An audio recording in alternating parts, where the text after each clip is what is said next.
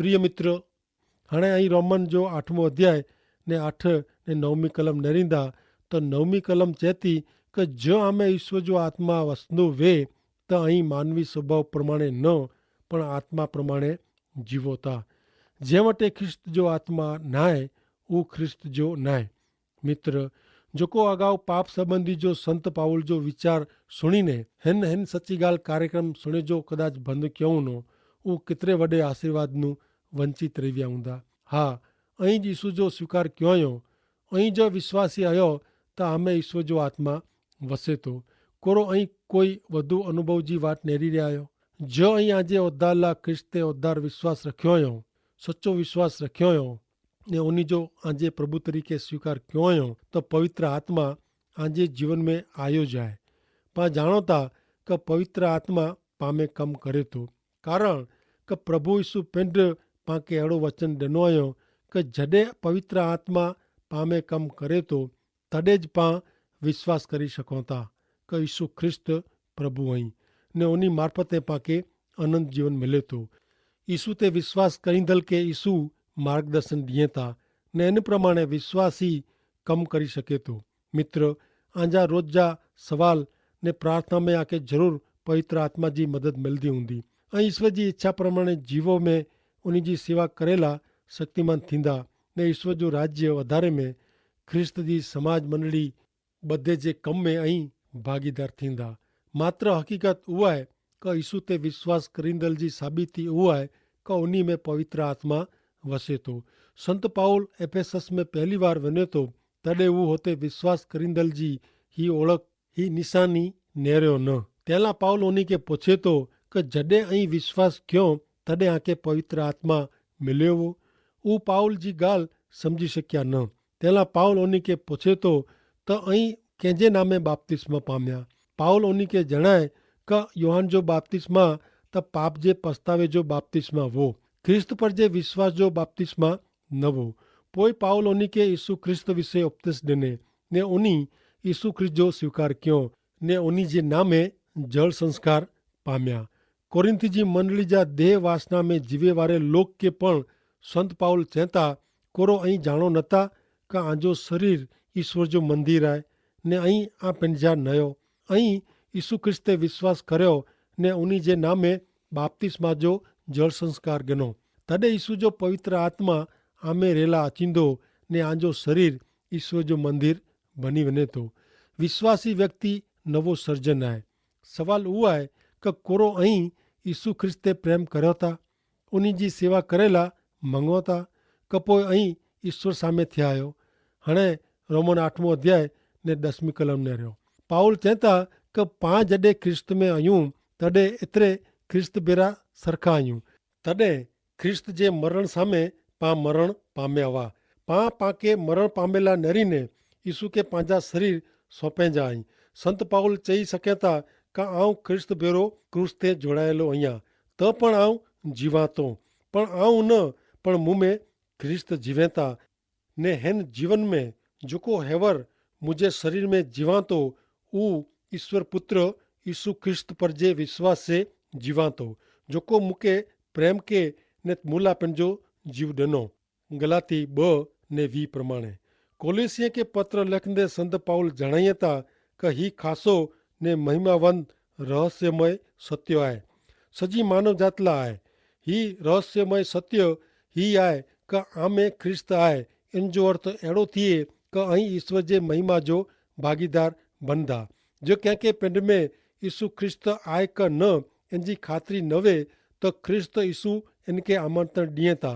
नेरियो आऊं दरवाजे वटे उभो आहियां ने खटखटायां तो जो कोई मुंहिंजो आवाज़ सुणीने दरवाजो खोलंदो त आऊं इन में जो अचींदो ने आऊं इन बेरो ने ऊ मूं बेरो जमंदो। संदर्शन 3:20 प्रमाणे मित्र पंहिंजो शरीर यीशु बेरो मरण पामियो आहे।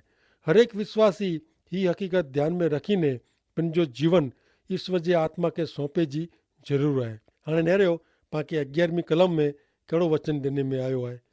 हिते लिखियलु आहे कि अगरि प्रभु जे अचे जे समय में मोड़ो थिए त मिड़े लोक वारे जी पंहिंजो शरीर पण हिकिड़ो ॾींहुं क़बर में रखे में अचींदो पण पां में वसल पवित्र आत्मा પાંखे खातिरी ॾिए था कि पंहिंजे मरियल शरीर खे फरीथी सजीवन करे में अचींदो। बीजो करंथी 5 अध्याय 1-4 कलम प्रमाणे कीअं का ख्रिस्त यीशु खे मरण में जा सजीवन करे में आया, इन ज प्रमाणे पां पण जीरा थींदासीं ने तेला 12वीं कलम में संत पाउल पाके जणाइए था कि पंहिंजे मानवी स्वभाव प्रमाणे जीवेला जवाबदार नहियूं। ईश्वर मनुष्य के देह प्रमाणे ने आत्मा भेरो उत्पन्न कयो हुयो, पण आदम पहला पाप कं तॾहिं माण्हू जो आत्मा मरण पाम्यो। बाइबल जे पहले पुस्तक उत्पत्ति में पां वांचियूं था कि ईश्वर मनाई कयो हो उहो फल खाधे पोइ आदम घणे वरे जीवियो। दैहिक रीते तॾहिं माण्हू शीर्षासन कयो। मानवी जो जूनो स्वभाव मानवी स्वभाव देह वासना उभरी आया। अॼु माण्हू आत्मिक रीते मरल आहे। एतिरे मित्र जॾहिं पां ख्रिस्त यीशु जो स्वीकार कयूं था तॾहिं पां शीर्षासन में जा मूल स्थिति में अचूं था। आत्मिक रीते पंहिंजो नवो जन्म थिए थो ने पांखे ईश्वर जी सेवा करे जो आत्मा मिले थो। मित्र पंहिंजो मानवी स्वभाव पंहिंजी देह वासना संतोष लाइ पुकारे थो, पंहिंजी अप्रामाणिकता जो बुद्धि से बचाव करे थो ने चए थो मूंखे जीवे जो आहे। त हिकिड़ो कपटी लुचो माण्हू चए थो कि आउं जाती वासना लाइ जीवां थो ने मूंखे मुंहिंजी ज़रूरियात पूरी कई ज खपे। देह वासना जी शरीर जी ज़रूरियात पूरी करे में माण्हू का मानव समाज अधम अवस्था में अची वियो आहे। देह वासना ने मन जी दुर्वासना हिकिड़ो भयंकर छूटो कैदी आहे, गुनहगार आहे। पाण जी मांगणी पूरी करेला बदल नहियूं, अहिड़ो ईश्वर पांखे चए था। हाणे 13वीं कलम में पाउल चए था ज पां मानवी स्वभाव जी मांगणी पूरी करींदासीं त पां मरंदासीं ज, पण आत्मा से देह जी शरीर जी देह वासना खे मारी वेचबो तो जीरा रहंदासीं। मानवी स्वभाव प्रमाणे जीवे से सर्जनहार साथे जी संगत जो अंत एतिरे पंहिंजो मरण अचे थो। आउं कोई सिद्धांत जी ॻाल्हि कईं नथो। कदाच पां मिणी खे अहिड़ो अनुभव हूंदो जॾहिं जॾहिं पंहिंजी दुर्वासना उभरी अचे थी ने पां इनखे छूट ॾियूं था तॾहिं तॾहिं पां ईश्वर नूं छिटो अंधकार में हलिया वञूं था। निराशा हताशा ने आत्महत्या जो वीचार पांखे घेरी वरे था। छापे जा पन्ना ओगाड़ींदे ज पांखे हिन ॻाल्हि जी ख़ातिरी थिए थी।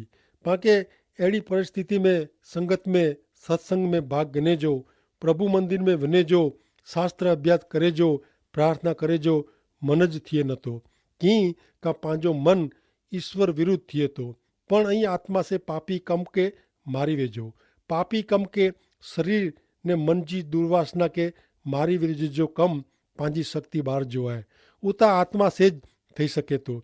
भक्ति से शक्ति ॾिए था ईसु। कोरो अॼु पंहिंजो कोई सवाल आहे? दारू, नशे वारी दवा, शरीर जी बुख, आंजा वीचार, आंजी जिभ प्रमाणिकपणे पां पिंड खे तपासो। जो कोई मुश्किली वे त ईश्वर वटे रजू कयूं, पछतावो कयूं ने पवित्र आत्मा खे सौंपाए वञो।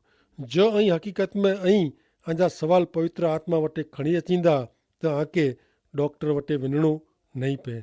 डॉक्टर आके ख़ासि मदद नहीं करी सके। कदाच अंधो अपराध भाव, पाप गुने जी भावना आके ॿई बाबत में ढसड़ी वञे, पण इन में जा आके छुटकारो ॾिराई न सके। मात्र यीशु ख्रिस्त ऊ परिया करी सघनि था। यीशु ख्रिस्त चए था ओ सख़्त महिनत ने मजूरी कंदल ने भारे बोझ से दबायला ऐं मिड़े मूं वटि अचो, आउं आके आराम ॾींदो। यीशु जे शरणे अचे से आके सम्झंदो का आंजे पाप जी माफ़ी मिले, इन जो कोरो अर्थ आहे। हाणे मित्र पां हिकिड़े ॿिए विभाग में अचूं था, समर्थ शुद्धिकरण जे विभाग में। पां नियम ने आत्मा जे संघर्ष में ने पवित्र आत्मा ने मानवी स्वभाव वच्चे जो संघर्ष मुंझवण उहो मुद्दा पां नेरिया।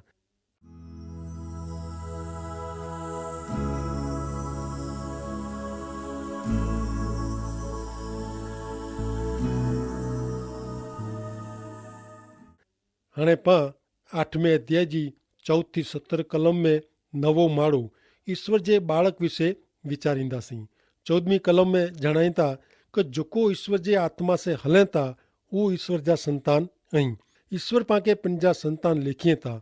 योहान 10:17 प्रमाणे यीशु चए था कि मुंहिंजो घेटा मुंहिंजो आवाज़ सुणे था ने मूंखे ओळखे था ने मूं पुठियां अचे था। यीशु ख्रिस्त जे शरणे अचींदल सलामत ने सुरक्षित है। ईश्वर जे आत्मा से वो डोरा जेतो कारण इनके सुणे जो नवो स्वभाव मिलियो है। घणे लोग ईश्वर जो कम कहिए था, उन्हीं के घणे लोग धिक्कारिए था ने घणे लोग ईश्वर जा वचन सुने था। योहान 15 ने 18 में प्रभु यीशु ख्रिस्त चेता कि जो जगत आके धिक्कारे तो जाणो कि वो पहला मुझो धिक्कार क्यों हो। 15वीं कलम प्रमाणे जेको ईश्वर जा आई वो ईश्वर जा वचन सुने था। 15वीं कलम में चेता पवित्र आत्मा आके गुलाम बनाए नतो कि आके द्रजाए नतो। पवित्र आत्मा जी शक्ति से पां ईश्वर के अब्बा एतरे के मुझा पिता अड़ो पुकारियूं था। हणे पां ईश्वर जा संतान आहियूं, पण ईश्वर जो आत्मा पाके गुलाम बनाए नतो। पंहिंजी शारीरिक मानसिक ने आत्मिक हालत विषे पाके द्रजे जी ज़रूर न आहे, संजोगनू द्रजे जी ज़रूर न आहे। पां ईश्वर जा संतान आहियूं तंहिंसे पामे आनंद उभराजे थो। ईश्वर पंहिंजा पिता आई ने पाते प्रेम रखें था। कदाच पां ईश्वर के पप्पा न चऊं कारण उन्हीं जो आदर कयूं था, पवित्र मान सम्मान रखो था, परंतु खास करीने मुश्किली में अचो था तॾहिं पां ईश्वर के पप्पा चईने रड़ वेझो था। हाणे कलम 16 ने रहियो पंहिंजे आत्मा भेरो ईश्वर जो आत्मा ज़ाहिर करे तो कि पां ईश्वर जा संतान आहियूं। मित्र, पहली बार आऊं हॉस्पिटल में दाख़िल थियो तॾहिं मूंखे हीअ ॻाल्हि सम्झाई कि आऊं प्रभु के चयो, हे प्रभु, हिन हॉस्पिटल में आऊं घणे बार आयो आहियां ने लोक के सलाह ॾिनी आहे कि ईश्वर के सौंपाए वेनो ने हू आके सही सलामत पार उतारींदा। अॼु प्रभु मुंहिंजो वारो आहे। ओ प्रभु, आऊं इच्छा थो कि अहीं खरेखर मुंहिंजा पिता बनो ने मूंखे सही सलामत पार उतारियो। ईश्वर पिता ते भरोसो रखणो कहिड़ी मज़ा जी ॻाल्हि आहे। छोकिरे तरीक़े ईश्वर पाके क़ीमतू भेंट ॾिनो हुयो। पाके ॾिने में अवल प्रभु यीशु ख्रिस्त जी भेंट, पंहिंजे उद्धार जी भेंट ने अनंत जीवन जी भेंट। वरी ईश्वर वधु बख़्शिश मंगेला पाके सलाह ने हिम्मत दिए था, पण संतान तरीक़े ईश्वर जो वारसो मेળવેલા क़ीमत पण चुकवणी पवंदी।